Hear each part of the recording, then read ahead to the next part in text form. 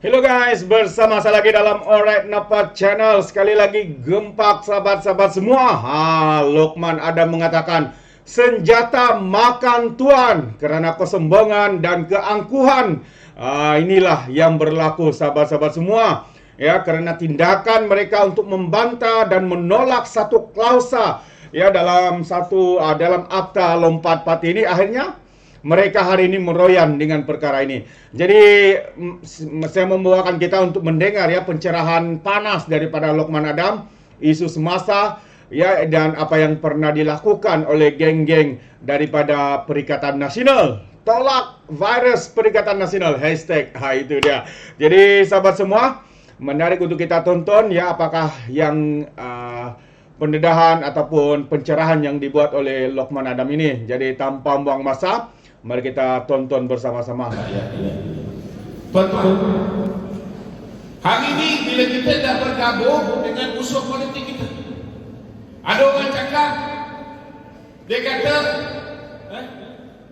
hari ini disebabkan kita bersama dengan DAP, maka hancur masa depan orang lain, maka hancur masa depan Islam. Betul ke? Betul.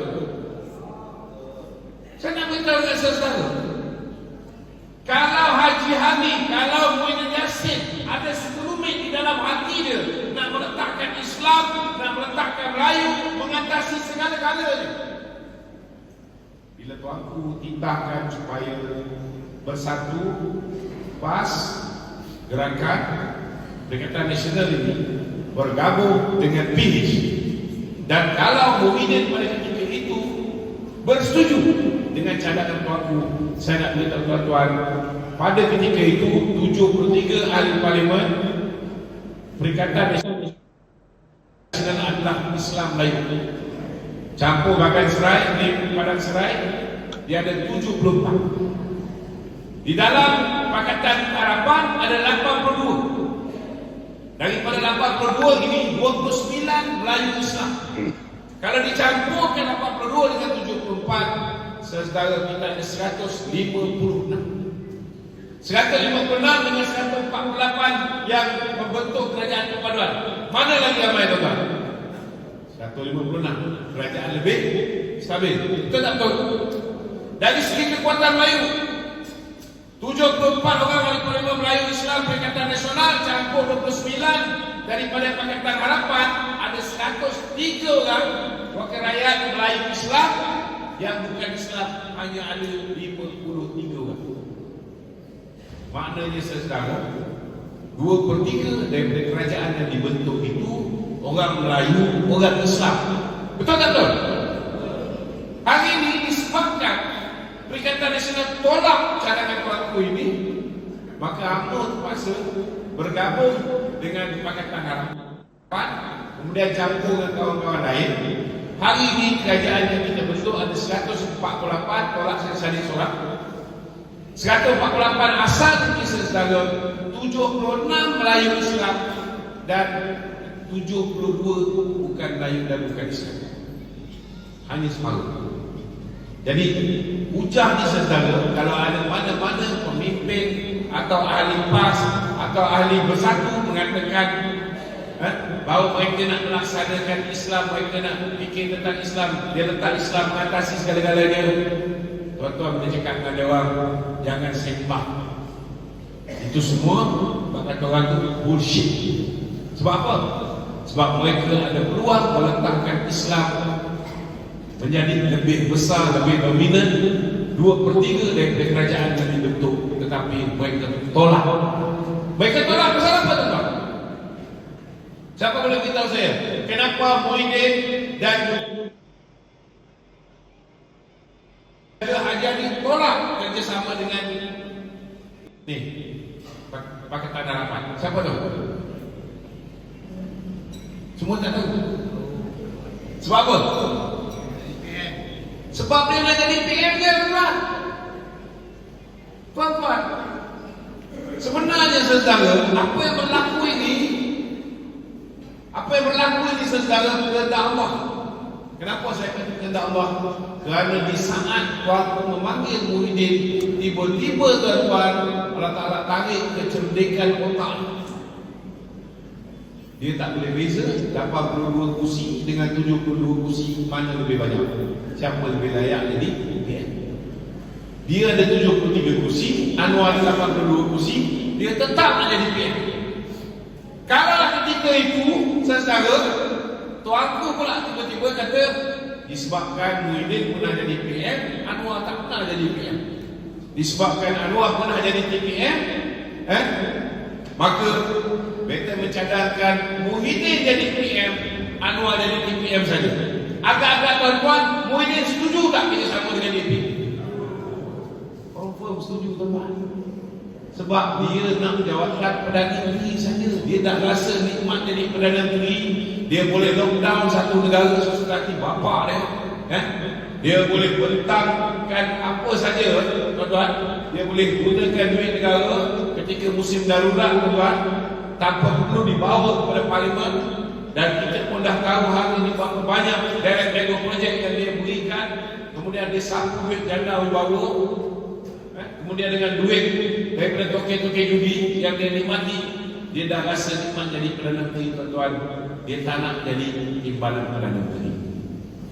Kalau masa tu Allah Ta'ala tak cabut dia punya kebijaksanaan tuan-tuan, dia berfikir sejenak, daripada aku jadi kelas mahkamah, timbalan Perdana Menteri pun timbalan Perdana Menteri lah. Betul tak? Janji tak masuk jail dan menantu aku tak payah lagi. Betul tak? Betul tuan-tuan. Tapi ini realiti. Itu sebab saya nak beritahu tuan-tuan, setiap apa yang berlaku ni saudara, semuanya saudara kerana Allah Ta'ala nak ia berlaku. Walaupun kita UMNO disebutkan oleh kawan kita sendiri, oleh orang yang dah berpuluh tahun tuan-tuan kaya raya kerana apa? Betul tak tuan-tuan? Mereka khianati kita, mereka sabotaj kita. Ada yang tak dicalonkan terus lompat parti, masuk PAS, bertanding lawan kita, menang tak tu? Sebab fitnah ke atas kita pada ketika itu cukup dahsyat. Ada orang kata undi BN korang akan dapat DAP. Last sekali korang tak undi BN lah, DAP yang berkuasa. Nampak tak? Ini semua.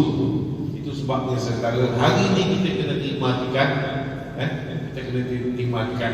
Pertamanya yang memutuskan supaya kita kerjasama dengan musuh politik kita ialah rakyat. Ini keputusan rakyat. Kedua, kita ada dua pilihan. Nak pilih Muhyiddin atau pilih Anwar? Tuan-tuan, kita dah pernah pilih Muhyiddin. Kita dah pernah maafkan pengkhianatan Muhyiddin. Betul tak betul? Apa jadi? Kita maafkan dia, kita ampunkan dia. Malah dia hanya ada 32 kursi. Itu pun yang betul-betul menang atas tiket bersatu tak ada. Bersatu bertanding tiket PCR. Bersatu menang 13 kursi. Yang ikut Muhyiddin ketika itu 5 orang. 5 orang ni. Yang lain siapa? 16 dia curi daripada UMNO, 9 dia curi daripada PCR. Walaupun jumlah dia kecil, kita bagi dia jadi Perdana Menteri. Walaupun kita ada 42 kursi itu. Tuan-tuan, timbalan Perdana Menteri pun dia tak bagi kita. Menteri Kanan pun dia ambil dulu, dia bagi satu je pada Datuk Seri Ismail Sabri. Saudara, kementerian dia bagi kita Kementerian Cat Ayam. Dulu UBDAP, Menteri Junior dia, seorang wanita muda, satu kementerian, Kementerian Sains, Teknologi dan Alam Sekitar, dia bagi 3 tuan. Satu dia bagi kepada timbalan Presiden PAS, Pemerintahan, satu dibagi kepada KJ, Kementerian Sains, satu dibagi Samsul Anwar Nasaran untuk perangan UMNO, Kementerian Tenaga. Bagi 3. Itu standard macam mana Muhyiddin layan kita. Tak cukup dengan itu tuan-tuan, dia tikam kita. Dia bully kita. Duit UMNO dibekukan. Dah menang kat mahkamah, dia tak nak rilis. Dia merayu lagi. Menang lagi, merayu lagi. 3 kali tuan. Kemudian bila sampai ke Sabah tu, kita dah meluap. Kita punya presiden nak dipenjarakan. Kita punya mantan presiden hari ini bukan nak dipenjarakan, dah masuk penjara. Terus bila di Sabah, kita dah cakap kita nak go solo. Bung Buta dah umumkan kita akan bertanding 73 kursi. Tiba-tiba Muhyiddin datang memujuk rayu dan sebagainya. Kita akhirnya bersetuju. Okey, tak apa, kita teruskan kerjasama di Sabah. Kita bagi jumlah kursi secara saksama. Tiba-tiba apa berlaku tuan-tuan? Sekerat jalan dia ambil bekas ahli parti komponen Barisan Nasional, join mereka.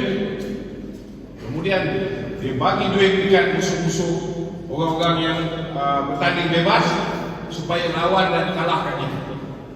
Masuklah sahabat saya di Tawau, dia menceritakan Hamzah Zainuddin datang bagi 200,000 kepada dia bertanding cara bebas.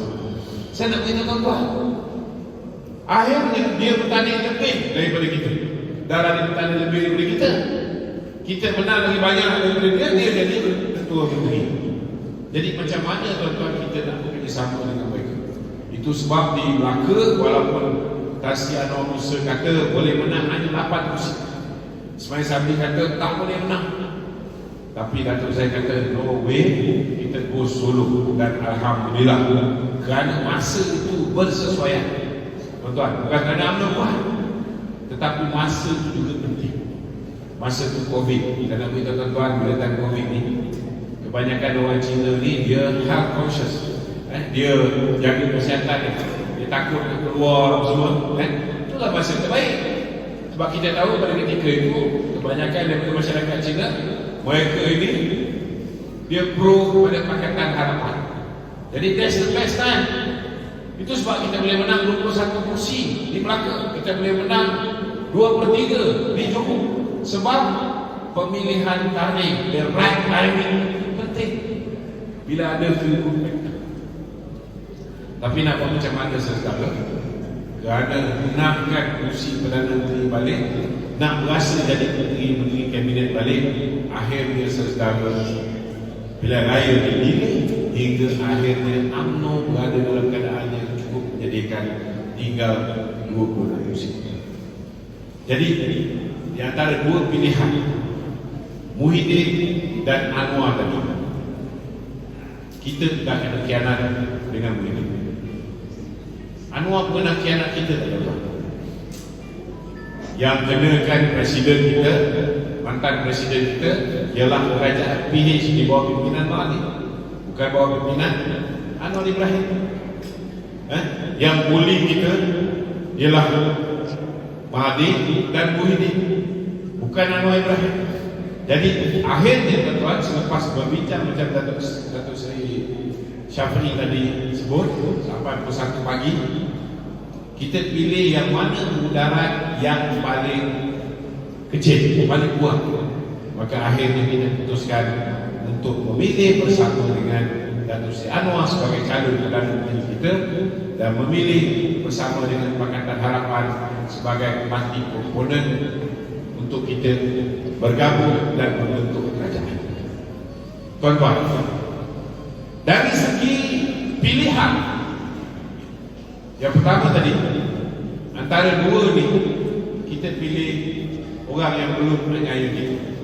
Tambahan pula Datuk Seri Anwar pernah dianiaya oleh Mahathir juga. Maka sudah pasti tuan-tuan, orang yang pernah kena aniaya ini, dia tahu macam mana perasaan menganiaya, kena aniaya. Jadi kita harap dia tidak menganiaya kita seperti mana Mahathir aniaya kita, Muhyiddin aniaya kita. Kedua tuan-tuan, dari segi masa depan politik UMNO, UMNO tuan-tuan bertanding di 114 kursi, 114 kursi. Dulu kita ada 122 kursi tahun 2018. Baru-baru ni kita bertanding 114 kursi. Saya nak beritahu tuan-tuan, daripada 114 kursi ni, 74 kursi dimenangi oleh Perikatan Nasional. Kalau kita buat keputusan bersama dengan Perikatan Nasional, pilihan raya akan datang, UMNO akan hanya boleh bertanding di 26 kursi yang kita dah menang. Yang 74 kursi yang Perikatan Nasional menang ni, boleh tak kita bertanding kursi ni? No way. Tak boleh tak boleh. Mana lagi tempat yang UMNO boleh bertanding? 29 kursi Melayu yang PKR amanah menang. Betul. Itu saja. Daripada 29 kursi yang PKR amanah menang ni tuan-tuan, kursi Melayu, agak-agak kalau berebut dengan satu dengan PAS ni, boleh tak UMNO dapat lebih? Tak boleh. Sebab apa tak boleh? Sebab track record UMNO menang 26 kursi Melayu je. Track record PAS dengan Bersatu menang 74 musim lagi. Jadi dia akan dapat 23 daripada apa yang kita dapat. Jadi kalau katalah ada 29 kursi, paling kuat tu tuan-tuan, mungkin kita dapat 5. Kalau campur dengan 26, kita ada 31. Kalau dapat tambah lagi 50, kita ada 35, 36 kursi. Kalau setakat dapat 31 tuan-tuan, UMNO ada 191 bahagian. Kalau bertanding pilihan raya umum ke-16 hanya di 31 kawasan parlimen, maknanya UMNO akan jadi tunggangan PAS dan juga Bersatu di 160 bahagian. 160 bahagian ni UMNO dah tak relevan, dah boleh tutup kedai tuan-tuan, termasuk Lawang Sebati. Ini realiti. Ini realiti. Tetapi kalau kita pilih bersama dengan DAP, dengan PH, dengan Bersatu, dengan PKR, saya nak beritahu tuan-tuan, UMNO boleh bertanding lebih kurang 85 kursi dalam pilihan raya yang akan datang. Sebab 74 kursi yang kita kalah ni tuan-tuan, yang dimenangi oleh Perikatan Nasional, 74 kursi ni, siapa yang akan bertanding di situ ditentukan oleh siapa yang dapat nombor 2 terbanyak. Nombor 1 terbanyak ialah Perikatan Nasional. Betul tak? So UMNO ada lebih kurang 50 lebih kursi tuan-tuan, dia nombor 2 terbanyak. So kalau campurkan dengan yang sedia ada ni, kita 30 kursi, campurkan dengan yang sedia ada, kita dapat nombor 2, lebih kurang 85 kursi tuan-tuan. BN boleh bertanding dalam pilihan raya yang akan datang. 85 kursi paling banyak dia. Maknanya dalam berarti kata lain, saudara, potensi untuk UMNO jadi parti dominan itu ada. Tapi tuan-tuan kena fikir daripada sekarang. Kita kena pastikan kita kena menangi hati orang Melayu. Kita boleh menang di kawasan-kawasan Melayu yang akan diamanahkan kepada kita untuk bertanding. Dan kalau kita menang lebih banyak daripada PKR, DAP, daripada amanah, mengikut perjanjian, siapa yang dapat kursi paling banyak, dialah Perdana Menteri. Jadi potensi itu untuk kembali menjadi dominan itu ada tuan-tuan. Itu sebabnya saudara, jangan mudah tuan.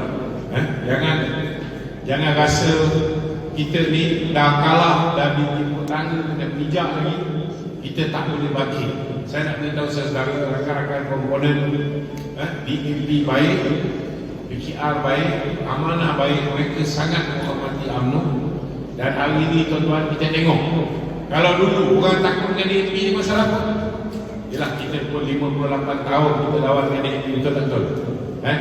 Apa kita tak cakap pasal DAP, betul lah?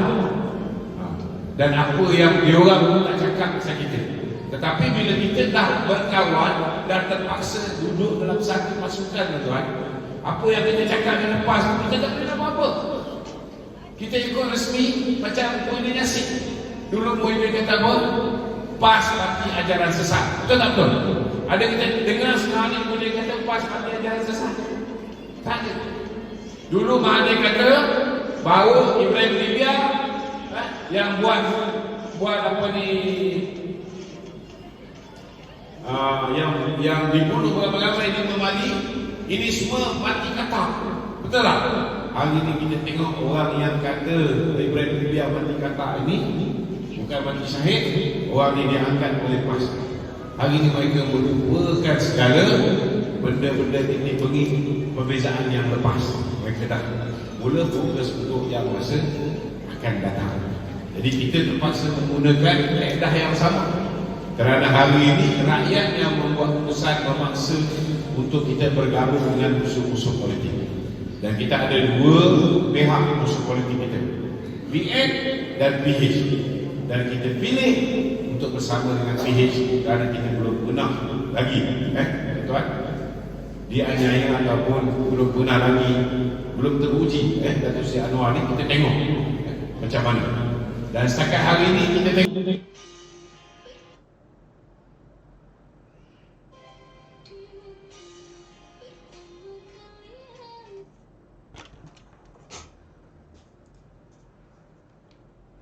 DAP sama DAP bersama dengan PAS. Dia orang takut DAP masih DAP bersama dengan Bersatu ketika 22 bulan. Hari ini ada tak orang takut kerana DAP sekarang? Mungkin ada yang kecewa bila mana Ramasamy Timbalan Ketua Menteri Pulau Pinang mengeluarkan kenyataan mengatakan bahawa saiz penjawat awak Bumi Putra harus dikecilkan. Dominasi penjawat awak Bumi Putra harus dikecilkan. Bila dia keluar kenyataan macam ni, kita tengok Anthony Loke terus mengecam kenyataan yang dikeluarkan oleh Ramasamy. Dan Ramasamy, tuan-tuan, bukan setakat tak jadi Timbalan Ketua Menteri Pulau Pinang, dia digugurkan untuk jadi calon pilihan raya. Kami ni dah keluar di bumi. Nampak betapa seriusnya DAP dalam menjaga hati orang Melayu, orang Islam. Siapa yang keluar kenyataan yang menggores hati orang Melayu Islam, dia terus ambil tindakan.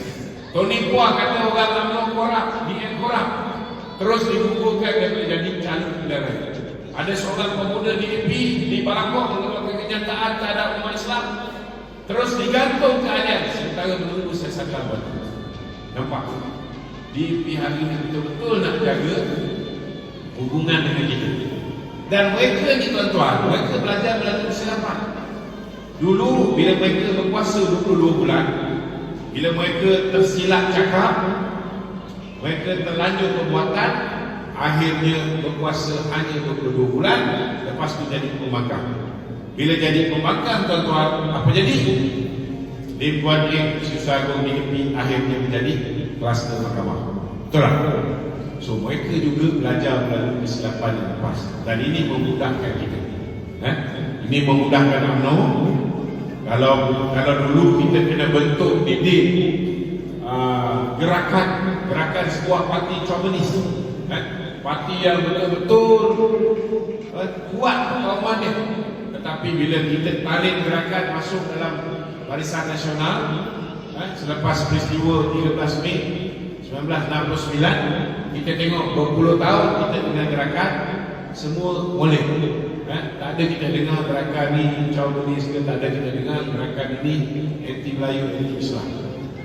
Bila dia dah keluar tinggalkan kita, hari ini barulah kita tengok kenyataan mereka kembali macam sebelum peristiwa 13 Mei. Tak ada pula buat PAS ni yang bersuara. Jadi itu bukan dimah saya pada malam ni, menjadi moderator kita. Saya akan serah kepada tuan-tuan. Kalau tuan-tuan ada sesi, ada pertanyaan yang tuan-tuan nak tanya, moderator kata berkisar kepada soalan yang saya cakap, tapi saya beritahu dengan moderator, nak tanya soalan apa pun tanyalah. Saya buka, silakan.